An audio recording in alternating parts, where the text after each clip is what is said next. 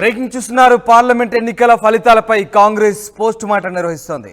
Rahul team రంగంలోకి దిగింది. ఇవాళ గాంధీ భవన్ కు కురియన్ కమిటీ సభ్యులు రాబోతున్నారు. ఆశించిన స్థాయిలో సీట్లు గెలవకపోవడంతో కురియన్ కమిటీ వేసింది కాంగ్రెస్ హైకమాండ్. గెలిచిన ఎంపీలు ఓడిన అభ్యర్థులతో కమిటీ భేటీ కాబోతోంది. 14 సీట్లు టార్గెట్ పెట్టుకుంటే 8 ఎలా వచ్చాయి? సీఎం సొంత జిల్లాలను ఎలా ఓడిపోయారు? అభ్యర్థుల ఎంపికలో తప్పు చేశామా? బీఆర్ఎస్ వెనుకబాటును ఎందుకు క్యాష్ చేసుకోలేకపోయాము? తెలంగాణలో పెద్దగా పట్టులేని బీజేపీ తమతో సమానంగా సీట్లు గెలవడం ఏంటంటూ ఇవాళ ఒక్కొక్కరితో విడివిడిగా కమిటీ సభ్యులు మాట్లాడబోతున్నారు. కురియన్ నేతృత్వంలోని 3 మెన్ కమిటీ ఇవాళ గాంధీ భవన్లో లోక్సభ గెలుపోటములపై పోస్ట్ మార్టం నిర్వహించబోతుంది.